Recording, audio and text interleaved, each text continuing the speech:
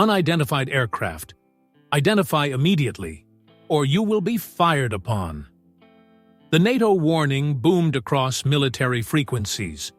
Radar displayed an old crop duster, wobbling through cloud layers. The F-35 pilot growled, "Just a crop duster.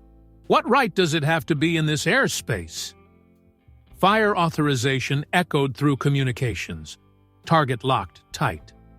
Everyone believed a single trigger pull would end it. Suddenly, a female voice rang out, unnaturally calm. Call sign Viper. Those two words made the most modern fighter squadron in Europe fall silent, as if hypnotized. What blood-soaked past was coming alive in the sky? Elena Kovacs, 32 years old, Hungarian, had once been a fighter pilot in NATO's air forces. Years ago, a mission gone wrong led to suspicions that she had leaked classified orders. And from that moment, she lost everything: her rank, her comrades, her honor. Nobody could prove whose fault it was, but the media branded her with the label Viper the Traitor. The name that had once represented her skill became synonymous with betrayal and disgrace. Dishonorably discharged. Elena returned to her small village, surviving by flying an old crop duster to spray pesticides over cornfields. The woman who had once commanded respect in military briefing rooms now worked alone over agricultural land. Villagers watched her fly overhead, pointing and gossiping. Some hero! Now she's just a field pilot spraying crops for farmers. In the local tavern, a burly farmer sneered, "If you were so good, why'd you get kicked out of the military?"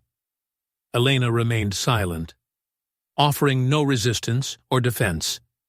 She simply picked up a glass someone had knocked over, placing it carefully back on the table with quiet dignity. In the cornfields, she taught a poor young boy how to sit in the crop duster's cockpit, letting him feel what it was like to pull the controls upward. The child laughed with pure joy, while adults whispered dismissively, "Just playing games. How could that old plane save anyone?" Elena returned to her wooden cabin each evening, opening a worn leather journal, its pages filled with combat notations, air battle tactics, technical specifications. She continued writing methodically, as if preserving a part of her past that nobody believed in anymore. The journal contained far more than nostalgic memories. Every page documented skills that remained sharp despite years of disuse, tactical knowledge that few pilots ever achieved, combat experience that couldn't be erased by false accusations. Her life had become a study in quiet endurance. The villagers who mocked her flying skills had no idea they were watching someone whose capabilities exceeded anything they could imagine. Her crop duster work wasn't failure. It was camouflage. An elderly man in the village who observed her closely later recalled, "She never tried to defend herself. But, in her eyes, I still saw the steel of the sky." That observation captured something others missed. Elena's silence wasn't weakness or shame. It was discipline. She had been trained at the highest levels of military aviation, and part of that training was knowing when to speak and when to wait. The false accusations had destroyed her official career, but they couldn't erase her skills. Every day she flew the crop duster. She maintained the muscle memory, the spatial awareness, the decision-making speed that defined elite pilots. The young boy she taught occasionally asked questions about flying, and Elena answered with precision that seemed excessive for someone just spraying pesticides. She taught him about wind patterns, about reading instruments, about staying calm when turbulence hit. Other villagers dismissed these lessons as the fantasies of someone clinging to lost glory. They didn't understand that Elena was doing what she had always done: preparing, training, staying ready for the moment when her skills might be needed again. Her wooden cabin was sparse but organized with military precision. The leather journal sat on a simple table, surrounded by technical manuals and navigation charts that seemed out of place for a crop duster pilot. At night, when the village slept, Elena sometimes pulled out her old flight helmet, running her fingers over the worn padding, remembering missions that remained classified, operations where her call sign, Viper, had meant salvation rather than betrayal. The helmet bore scorch marks from a mission that had ended her career. The same mission where someone had leaked information, where soldiers had died, where Elena had been the convenient scapegoat because she couldn't reveal classified details that would have cleared her name. She had accepted the false accusations because revealing the truth would have compromised operations that were more important than her reputation. That decision had cost her everything. But she made it knowing that some sacrifices were necessary. Now she lived in obscurity, flying pesticide runs over cornfields, enduring mockery from people who would never understand what she had given up. But her skills remained sharp, her judgment remained sound, and her dedication to protecting others remained absolute. The sky above the cornfields held memories that nobody else could see. Every flight in the crop duster was also a reminder of what she had been, what she could still be, if circumstances ever demanded it again. An old village man who witnessed her recalled, "She never tried to justify herself. But in her eyes, I still saw the steel of the sky."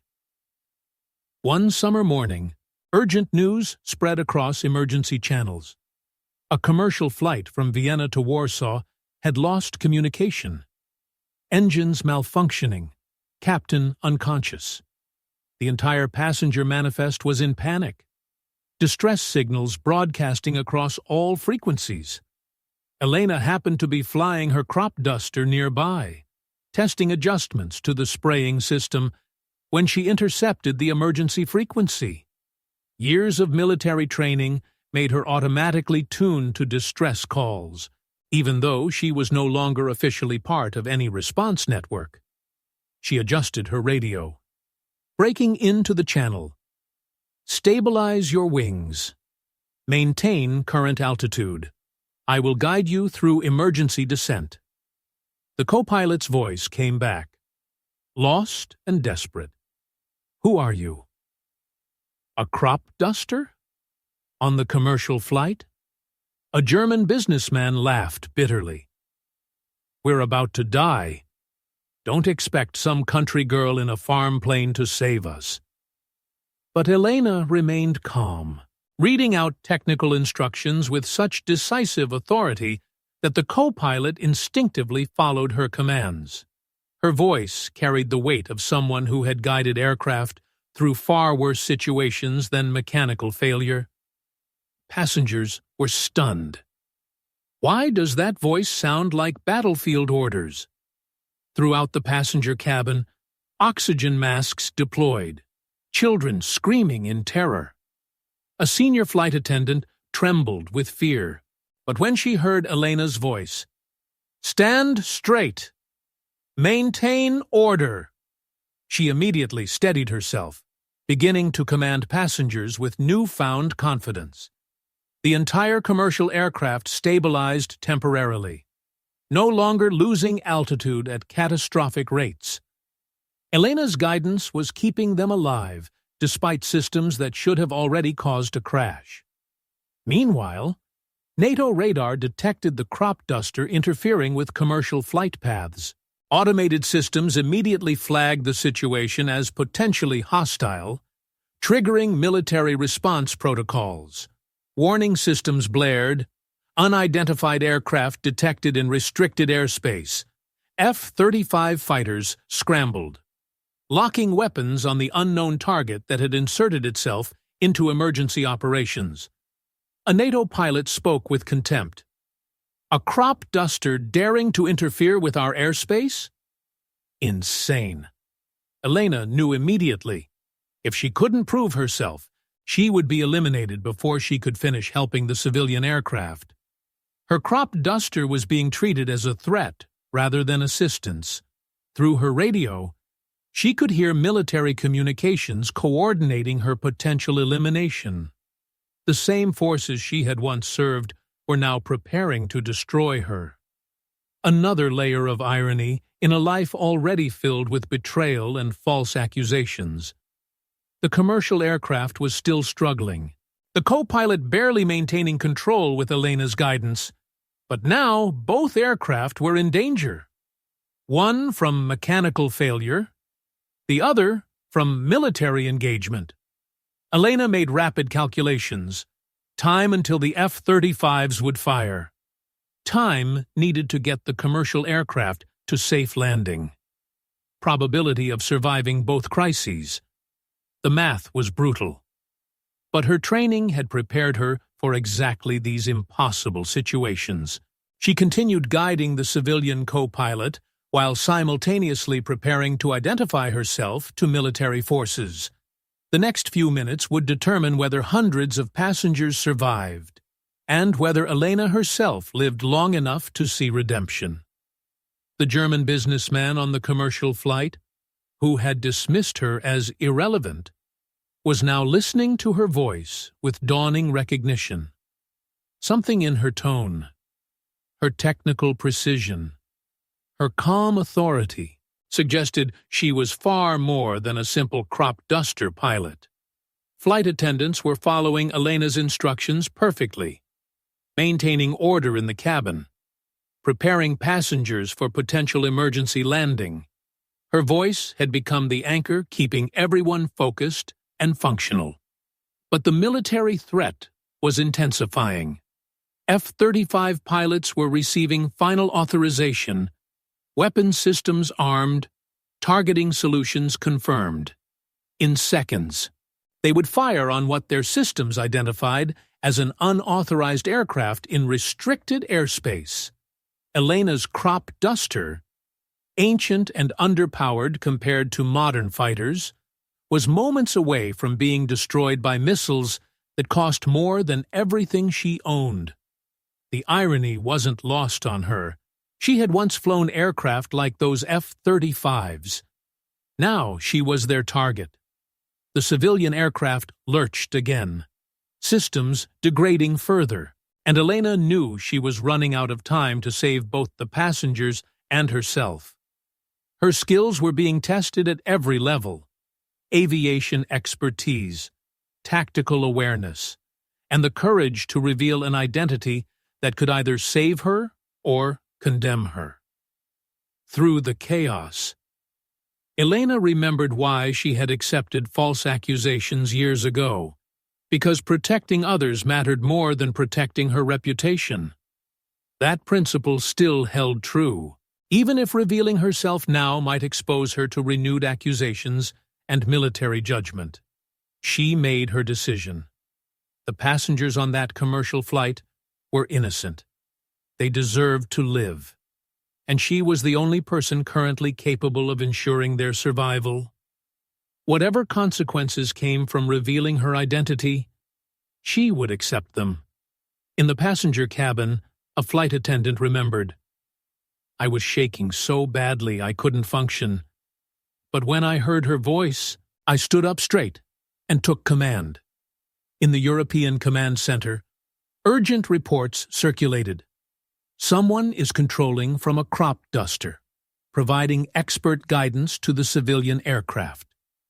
Elena opened her leather journal to a specific page, using her flashlight to send Morse code through the crop duster's window.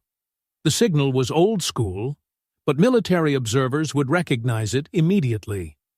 The Frankfurt Control Center received the transmission. The decoded message read, "Viper." The entire control room fell silent. Viper, the legendary ace pilot who had disappeared into disgrace after the betrayal scandal. The call sign that had once represented excellence now triggered warnings throughout NATO systems. Automated identification protocols immediately flagged. Hostile risk detected. Traitor reappeared. The F-35s tightened their circle. Weapons locked. A young pilot shouted, "It's her! Viper, the traitor!"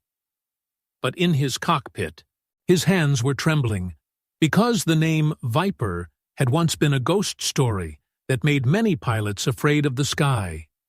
A legend whose combat record exceeded anything modern pilots had achieved. Elena's voice remained steady. "Listen to me carefully. If you fire, you won't just kill me. You'll kill hundreds of passengers." She continued guiding the civilian co-pilot, applying techniques from the Cold War era, methods that nobody remembered anymore. Tactics that had been developed for exactly this type of emergency. The commercial aircraft wobbled dangerously, then regained balance through Elena's instructions. Her knowledge was preventing disaster while simultaneously proving her expertise to military observers who were deciding whether to kill her. Simultaneously, she transmitted a second Morse code sequence, providing authentication data that could be cross-referenced with old classified records. She was gambling that someone in command would check the facts, rather than accepting the false narrative that had destroyed her career. Intelligence analysts began urgent verification, discovering something shocking.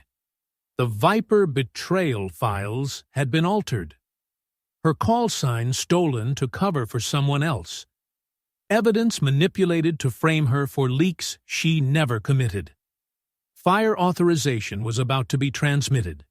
Then, at that exact moment, NATO command shouted, "Abort! Cease fire immediately!" The F-35s froze. Pilots unable to pull the trigger now that truth was emerging. The woman they had been prepared to kill was innocent, and had been innocent all along. The commercial aircraft made emergency landings safely in Warsaw. Passengers crying with relief, embracing each other as they realized survival was real. The businessman who had mocked Elena sat pale and speechless, unable to form words. Throughout the command center, senior officers were processing the implications. Their systems had nearly murdered someone who was not only innocent, but was currently saving civilian lives.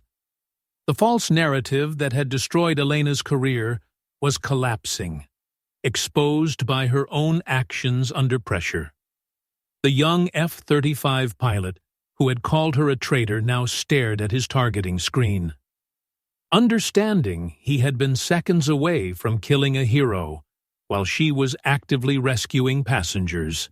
The weight of that near mistake would haunt him for years.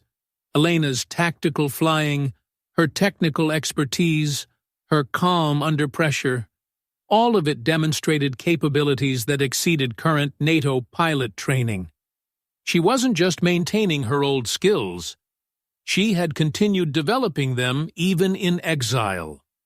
Military historians would later analyze the Morse code transmissions, recognizing authentication protocols that only someone with deep insider knowledge could have known. Elena's messages proved she still had access to classified information, but she had never used it for betrayal. The intelligence review revealed systematic corruption in the original investigation. Elena had been framed to protect someone else.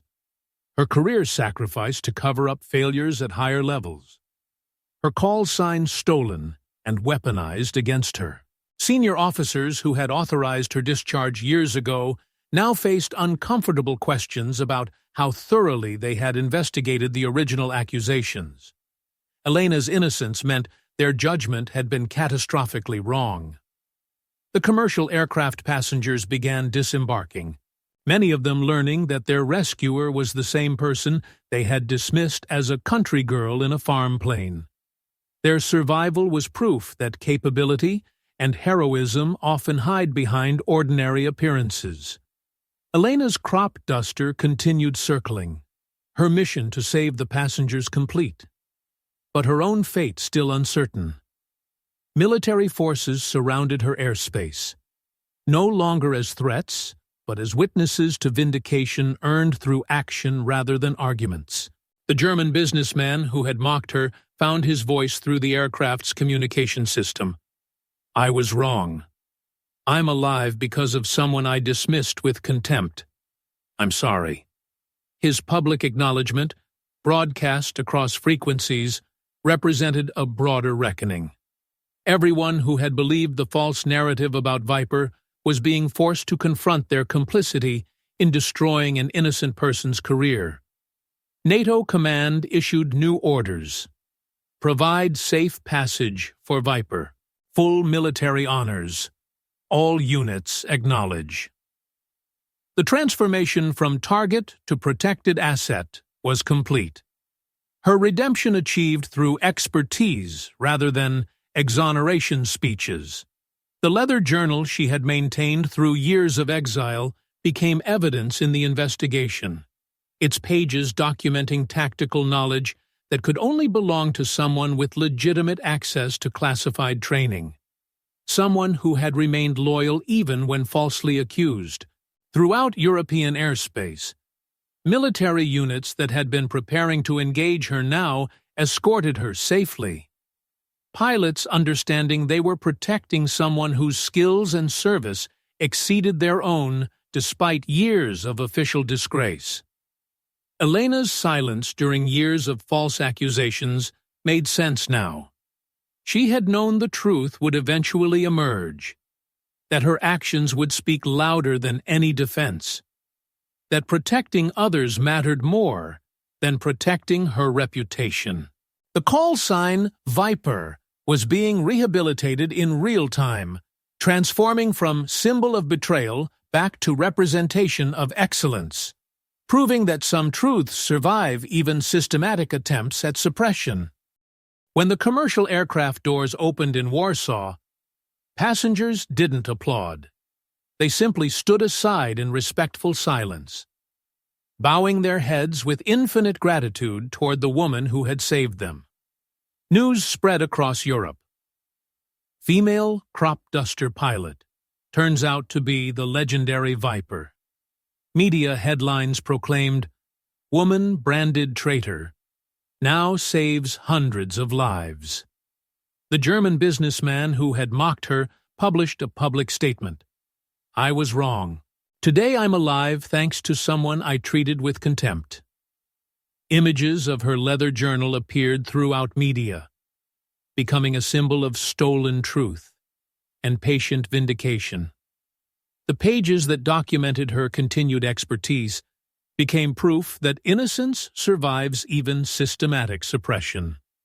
In her Hungarian hometown, villagers hung flags and told their children, "Real strength isn't about appearances, it's about hands brave enough to seize the sky." The young boy she had taught to sit in the crop duster cockpit now understood he had been learning from someone with capabilities beyond anything his village had imagined. His simple joy in pulling the controls had been guided by genuine expertise. Aviation academies began incorporating Elena's story into their curricula. Traitor, not just as a lesson in emergency procedures, but as a case study in how false accusations could waste extraordinary talent, and how truth eventually emerged through actions rather than arguments. The F-35 pilot, who had nearly fired on her, requested permission to apologize personally when they met. He could barely speak through his shame at having been seconds from killing someone whose skills exceeded his own. Military investigators concluded their review, confirming that Elena had been framed systematically. The original investigation had ignored contradictory evidence, accepted convenient conclusions, and destroyed an innocent person's career to protect institutional failures. Senior officers who had authorized her discharge faced consequences ranging from demotions to forced retirement. The military establishment that had branded her a traitor was being held accountable for its rush to judgment. Social media exploded with discussions about assumptions and respect. Elena's transformation from dismissed crop duster pilot to recognized hero challenged everyone's tendency to judge based on current circumstances rather than full capability. The tavern farmer who had sneered at her now stood in the village square, publicly acknowledging his cruel judgment. His apology represented broader recognition that ordinary appearances often mask extraordinary capability. Children throughout Europe learned about the crop duster pilot who proved that heroism doesn't require official recognition, that skills remain valuable even when formally discredited, that patience and continued excellence eventually reveal truth. The call sign Viper was officially reinstated with honors, her service record corrected, her reputation formally restored. But Elena remained in her village, continuing to fly the crop duster, preferring quiet redemption to public celebration. If you believe real strength doesn't come from body, but from capability, type, "I will live kindly." While reporters crowded the Warsaw airport, Elena quietly piloted her crop duster away, disappearing into cloud cover before anyone could demand interviews or explanations. Nobody knew where she went, only 3 words echoing: call sign, Viper. The lesson spread throughout military and civilian communities. The greatest revenge isn't shouting accusations at mockers, it's saving their lives, letting actions speak truth that arguments never could. The symbolic circle closed. Her leather journal was donated to a European aviation museum, serving as a reminder about justice forgotten but eventually restored through patient excellence. People whispered, "A ghost doesn't need public honor? The sky itself provides certification." Elena returned to her village, to her cornfields, to the simple life that had sustained her through years of false accusations. But now the villagers understood what they had been watching. Not a disgraced failure, but a legend maintaining skills until circumstances demanded their use. The young boy she had taught continued his lessons, now understanding that his teacher possessed expertise that few pilots ever achieved. His dreams of flying were no longer dismissed as childish fantasy. They were encouraged as legitimate aspiration. Military pilots across Europe began studying her emergency procedures, recognizing tactical innovations that exceeded current training standards. The same woman who had been expelled from service was now influencing how new pilots were trained. Intelligence reviews continued, revealing a network of corruption that had used Elena as scapegoat. Her vindication triggered reforms in how accusations were investigated, how evidence was verified, how quickly institutions rushed to judgment. The crop duster she flew became iconic, representing the idea that extraordinary capability could hide behind ordinary tools. Aviation museums requested permission to display it alongside her journal, creating an exhibit about hidden excellence and patient vindication. Years of silent endurance had proven Elena's character more effectively than any defense could have. She had maintained her skills, continued her training, stayed ready to serve, even when service meant only spraying pesticides over cornfields. Her story resonated because it challenged comfortable assumptions about success and failure. Elena had lost everything by official measures, yet she had retained everything that truly mattered: her skills, her integrity, her commitment to protecting others. The false accusations that destroyed her career had also liberated her from institutional constraints. Without rank to protect or reputation to defend, she had been free to focus purely on capability, on staying ready for moments when her expertise might save lives. NATO officially apologized. offering reinstatement with promotions and honors. Elena declined, preferring to maintain the life she had built. She had proven her point, vindicated her name, and saved hundreds of lives. Official recognition seemed redundant. The Leather Journal's final entry contained words that became legendary. Truth doesn't need defenders. Only time and opportunity to reveal itself. Message: the greatest revenge isn't shouting truth at those who mock you. It's saving their lives and letting the sky bear witness to your vindication. If you believe in stories that touch the heart like this one, leave a comment. And don't forget to subscribe to SN Quiet Stories. We tell the stories that shouldn't be forgotten. Real people are creating and telling stories, not mass-produced AI.